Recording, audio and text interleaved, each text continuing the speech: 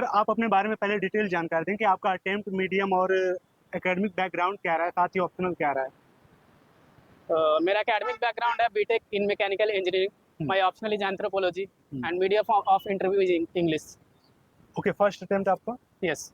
Okay, इस video को काफ़ी डिटेलिंग में करने वाला हूँ क्योंकि बहुत लोग का मानना है कि इंजीनियर्स बहुत ज़्यादा सेलेक्ट होते हैं। चलिए आज एक इंजीनियर से ही डिटेल जानकारी लेते हैं कि इनकी फॉर्मेटिंग क्या रही है, इनके सोर्स क्या रहे हैं, क्यों इंजीनियर इतने ज़्यादा सेलेक्ट होते हैं। सारी बातों का इसमें मैं समराइज कर दूंगा। तो आप इस चीज़ को थोड़ा सा ओपन करें कि एक इंजीनियरिंग माइंड सेट यूपीएससी को किस तरीके से देखता है।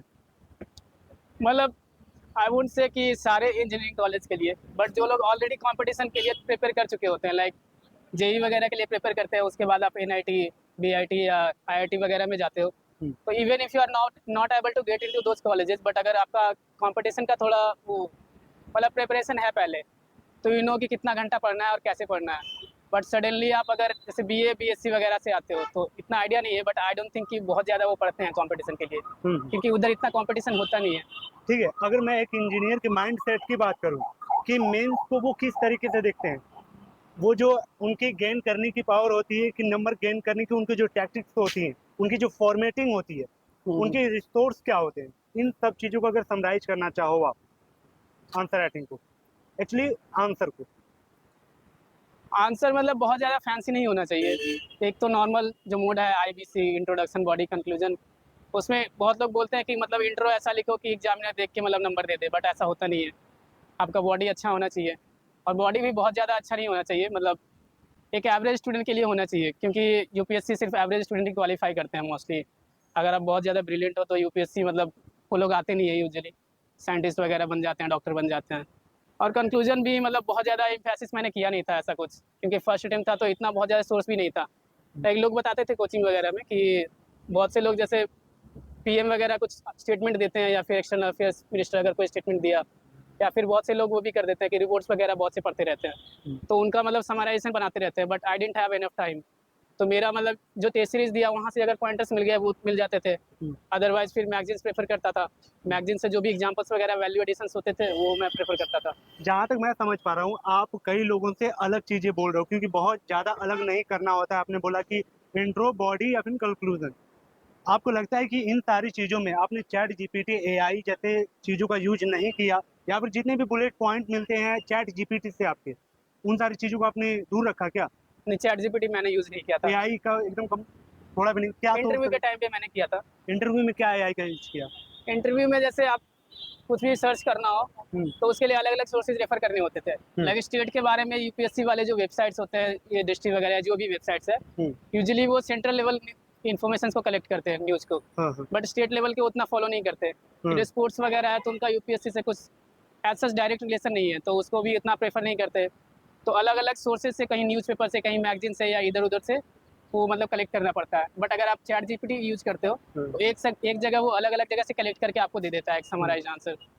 ओके, सबसे बड़ी बात है प्रीलिम्स है यूपी सिविल सर्विस की, चाहे वो पीसीएस का एग्जाम हो चाहे यूपीएससी का एग्जाम हो, प्री सबसे बड़ी बात है। अगर प्री के फॉर्मेट की बात करें कि प्री से जो रिपीट होते हैं क्वेश्चन, पिछले 10 साल में रिपीट हुए नहीं हुए, आपने कितने साल के प्रीवियस ईयर क्वेश्चन किए, साथ ही आपको देखने को मिला कि रिपीट हुआ, यूपीएससी ने रिपीट किया, उसकी थीम रिपीट की, कुछ आइडिया लगा? हाँ, मतलब थोड़े बहुत तो रिपीटेड होते हैं। लाइक अफ्रीका पे बहुत ज़्यादा क्वेश्चन आते हैं, यूजुअली एक दो क्वेश्चन तो आ ही जाता है। इस बार भी आई थिंक 4 से 5 क्वेश्चन था अफ्रीका कॉन्टिनेंट पे। यानी लोकेशन की बात कर रहे हो आप? हाँ, जैसे वर्ल्ड ज्योग्राफी में काफ़ी सारे 4 से 5 क्वेश्चन थे, तो 4-5 क्वेश्चन मतलब आपके कुछ 10 से 12 मार्क्स हो गए, 2.5 मार्क्स के आसपास अगर कैलकुलेट करो तो।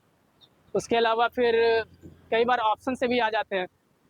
लाइक पिछले साल जो क्वेश्चन आया उसमें जो ऑप्शंस थे, इस बार उस ऑप्शन से क्वेश्चन बना देते हैं, तो ये वाला फॉर्मेट भी मिलता है। बाकी इस बार थोड़ा सा पैटर्न अलग था, क्योंकि मतलब बहुत ज़्यादा आप गेस नहीं कर सकते।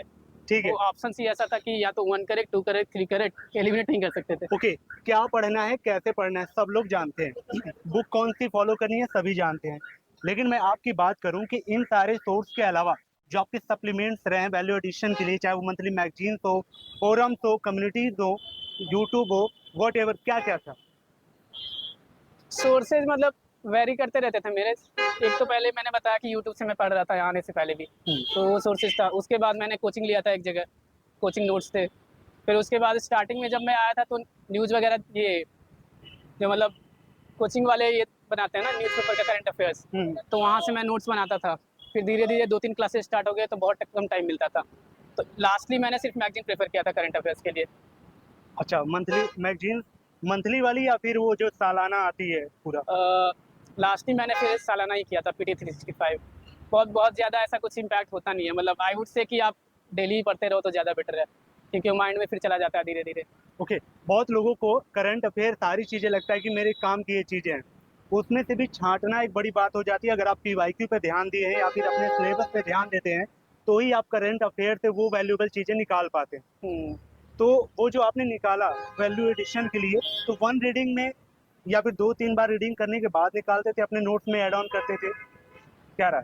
न्यूज़पेपर का नोट्स नहीं बनाता था मैं कभी, मैगजीन से ही पढ़ता था। अच्छा। और उसमें मतलब जो मेरे नोट्स में ऑलरेडी हैं उसको मैं मार्क नहीं करता था। एक्चुअली मैं टैब में पढ़ता था, तो उसमें हाईलाइट कर देता था कि कौन सा पढ़ना है, कौन सा नहीं पढ़ना है। नोट्स आपने नहीं बनाए? नहीं। सब कोर सब्जेक्ट वाले भी नहीं? हाँ, कोर्स सब्जेक्ट का तो रहता है, उसमें क्लास ले रहा था ना मैं जीएस का। सब्जेक्ट के कन्वर्जन रेशियो की अगर बात करें कि जैसे पॉलिटी हम कम टाइम में ज़्यादा गेन कर पाते हैं, वहीं अगर हिस्ट्री की बात करें, कितना भी ज़्यादा हम पढ़ लें, वहाँ पे स्कोर आपको गेन करना एक चैलेंजिंग हो जाता है। क्योंकि हिस्ट्री में बहुत ज़्यादा फैक्ट्स होते हैं ना, तो तो मेमोराइज सब्जेक्ट के करना। कन्वर्जन रेशियो की अगर बात करें सब्जेक्ट वाइज कि कौन सा कम टाइम में स्कोर हो सकता है, कुछ सब्जेक्ट की लिस्टिंग कर सकते हो आप? कि जैसे पॉलिटी 1 पे, सेकंड पे आप एनवायरनमेंट। क्वालिटी ऑब्वियसली फर्स्ट पे मैं बोलूँगा। हाँ। सेकेंडली आई थिंक इकोनॉमिक्स, क्योंकि इकोनॉमिक्स एक तो आप वैसे भी पढ़ते रहते हो, दूसरा करंट अफेयर्स वगैरह में ही आता रहता है। हुँ। और उसके अलावा फिर एनवायरनमेंट इकोनॉमिक्स। एनवायरनमेंट बहुत ज़्यादा ब्रॉड होता है, हुँ। तो उसको मतलब बहुत ज़्यादा डीपली कवर करना पड़ता है, और कहाँ से कवर करना है किसी को पता नहीं चलता। तो या तो आप करंट अफेयर से कवर हो जाएगा या तो फिर वो नहीं होता है कवर। बाकी उसके अलावा आई थिंक मॉडर्न हिस्ट्री भी रिलेटिवली ईजियर होता है। हाँ। मेडिवल हिस्ट्री तो थोड़ा टफ होता है, बट उसके सिलेबस स्कोर का भी मैं थोड़े कम, उसमें से स्कोर हाँ, भी तो कम होते हैं। बट कई बार क्वेश्चन ज़्यादा आ जाता है, कई बार कम आ जाता है, तो हाँ, ये कुछ भी मैटर फॉर करने ग्रांटेड लगता नहीं है। ले सकते हैं। ठीक है, आपके प्रीलिम्स में जो क्वेश्चन करने के तरीके रहे, एग्ज़ाम हॉल में जब बैठते हैं आप, तो 1 से लेके अंतिम तक आप पहले वन रीडिंग में गए या फिर पहले जो आ रहे थे आपके, उसको किया? थोड़े जो 50-50 चांस रहे हैं क्योंकि इस बार पूरा पैटर्न चेंज हो गया था। क्या फॉर्मेट आपने फॉलो किया था इस बार? रियली? मैंने जो टेस्ट सीरीज में फॉर्मेट फॉलो किया था वही एक्चुअल एग्जाम भी फॉलो किया। उसमें 1 to 100 तक लगातार मैं मार्क करता जाता हूँ जितना भी आ रहा होता है। हाँ। कहीं-कहीं पे मैं मतलब वो डॉट वगैरह बना देता हूँ, सर्कल वगैरह, कि ये क्वेश्चन मतलब 2-3 बार रीड करने के बाद भी सॉल्व नहीं हुआ। तो सेकंड रीडिंग में ट्राई करता हूँ कि किसी तरह उसका आंसर निकाल दूँ, और फाइनली अगर उसके बाद भी नहीं होता है तो वो स्किप कर देता हूँ। ठीक है, लास्ट क्वेश्चन। ये एग्ज़ाम लिख के पास करने वाला है और जब तक आप एक अच्छा स्कोर नहीं करते हैं, तो तब तक कुछ नहीं हो सकता। जीएस की चीज़ों को छोड़ते हुए मैं एथिक्स, निबंध और आपके ऑप्शनल की अगर बात करूँ, इनकी डायरेक्ट फॉर्मेटिंग क्या रही है आपकी? कैसे सोच के आगे बढ़े इसको? इससे के लिए तो मैंने एक कोचिंग ली थी, हाँ। क्योंकि यूपीएससी का लेवल का मतलब इससे पहले लिखा नहीं था। वही 100-150 वर्ड वाले ऐसे लिखते थे, लेकिन 1000 वर्ड के लिए थोड़ा अलग सा मेहनत करना पड़ता है। इसका फॉर्मेटिंग वगैरह भी अलग होता है, बहुत से वैल्यू एडिशंस वगैरह होते हैं। कुछ एक इंट्रोडक्शन लाइक अलग-अलग फॉर्मेट होता है कि कुछ लोग कोट्स वगैरह लिख देते हैं, कुछ लोग पोएम्स लिख देते हैं, कुछ स्टोरी वगैरह लिख देते हैं। मेरा ज़्यादातर फॉर्मेट स्टोरी ही रहता था। अच्छा, एंशिएंट इंट्रो हिस्ट्री। का स्टोरी से स्टार्ट हाँ, करते थे एक और स्टोरी से कनेक्ट किया, उसके बाद फिर आगे एक्सप्लेन करता था। ओके। और ऑप्शनल का था कि एक तो क्लासेस लिया था, उसके बाद प्रीलिम्स के बाद मैंने टेस्ट सीरीज़ लिया। टेस्ट सीरीज़ के मतलब क्वेश्चंस अच्छे थे, बस उसके मॉडल आंसर्स उतने अच्छे नहीं थे। ओके। तो उसके बाद मैंने उसमें भास्मे सर का एक बुक है, वो Q&A फॉर्मेट में है। तो आई वुड सजेस्ट कि वो बहुत अच्छी बुक है, मतलब एक बार तो पढ़ लेना चाहिए उसको।